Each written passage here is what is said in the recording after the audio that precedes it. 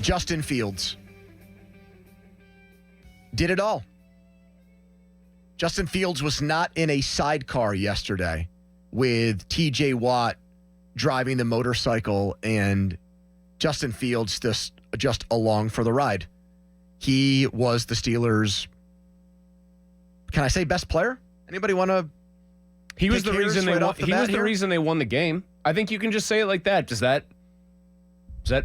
satisfy both ends of this here? Is it less inflammatory? We want more inflammatory. He was the reason they won the game.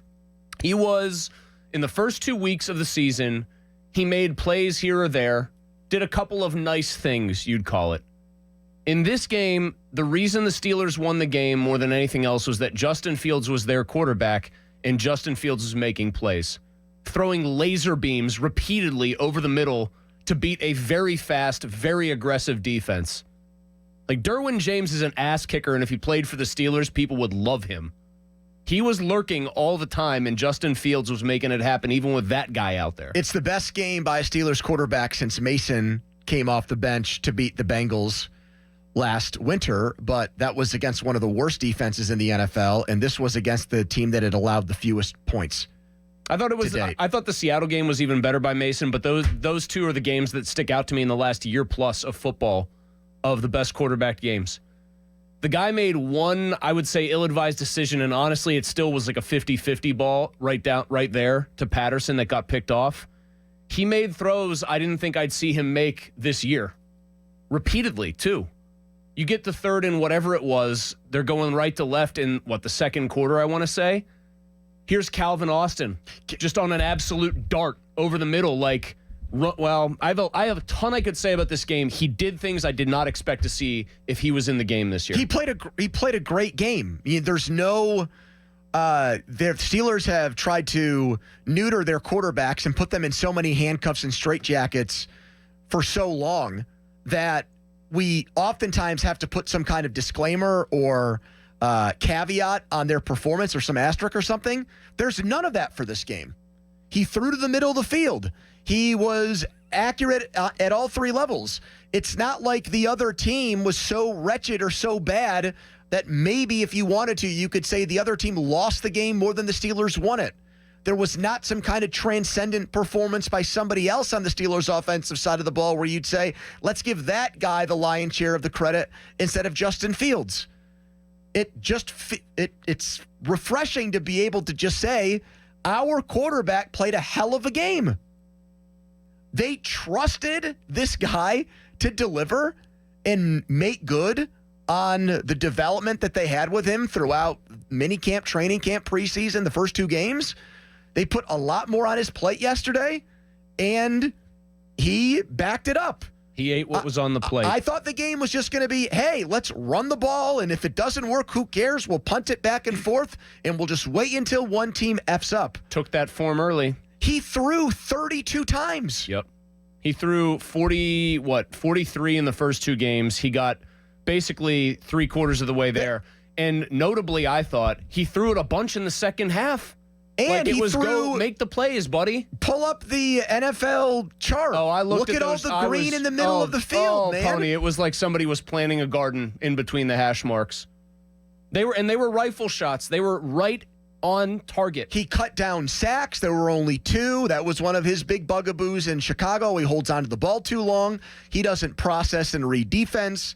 That myth has been debunked so far. Go pull up an Orlovsky or a Chase Daniel or one of these quarterback guys, and they're going to show you plays. Romo, exactly. In real time was correctly identifying the things he was doing well and what he was doing to read what was being shown. The one to Austin that I just talked about, Romo says he sees Derwin James. That's going to leave that area open.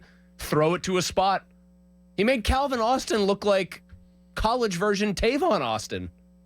I mean, it was fun. It felt like we're not going to sit here today like we did so many times last year, whether it was Pickett by the skin of his teeth somehow getting a win, psychoanalyzing every single throw to figure out, is this guy going to be good or not? Even the first 2 weeks of Fields were like that. It just looked like a good quarterback playing a good game. That's what it looked like, man.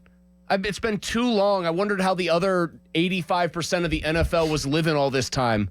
You could just watch a quarterback play well and say, oh, good quarterback played a good game or whatever. And it didn't feel like we were able to do that. And yesterday, I know they only scored 20 points, but he looked like a good quarterback, and they looked like a good offense that game. Took them a little bit of time to get going, and once they did, I thought they never really looked back. No, they bludgeoned them in the fourth quarter with the run game. You think Mike Tomlin is probably a little bit muted. He's not going to tip his hand too much on Fields. You know why that is in part? Yes, he doesn't want to say too much about the quarterback situation. Mike Tomlin probably wanted to light a cigarette after that game, the way they physically took it to the Chargers and the way they ended it. You're getting those quotes, I guess, that were coming out, an anonymous Chargers linebacker thanking them for not running a play before the 2-minute warning because they were just gassed and wanted to get off the field. Mike Tomlin likes to win on body blows and on a TKO, and that's what they did. And Fields was the one throwing the punches, man. It was fun.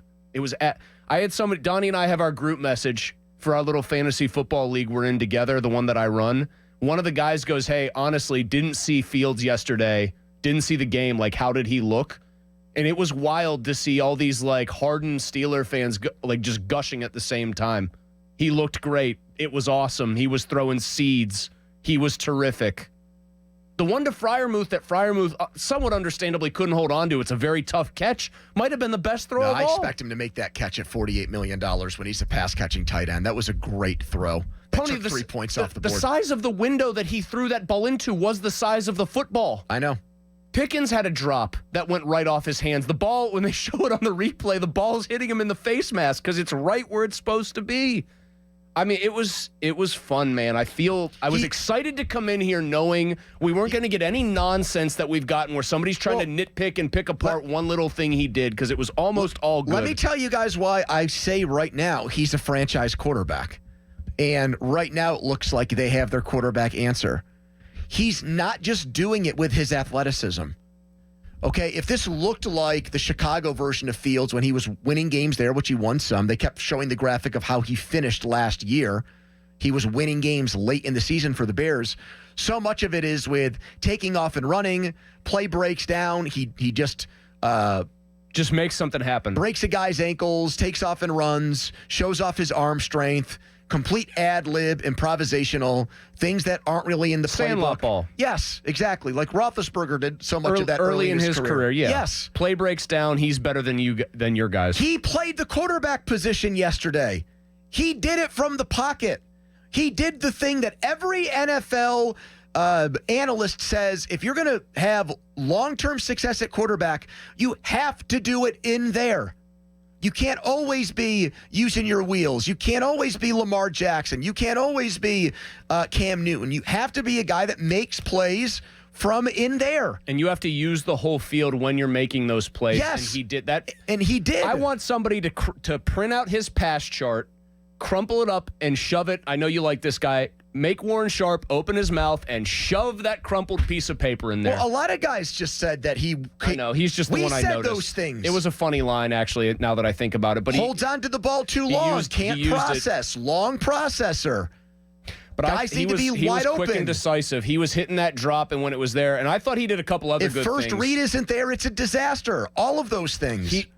He did a couple things, too. I saw, again, him take a sack instead of I thought like there was a flinch, like he wanted to try to make a play, and he just went down like he should have on one particular play. And then I saw him numerous times just check it down. And they were throws to Harris, poor Najee Harris. I'm glad he got like some nice runs late when they had tired the Chargers out. He was catching passes that were pretty thankless. They were going for no gain or 1 yard, or he was having to take a hit. But again, it was a player when the first read and then maybe the second read aren't there.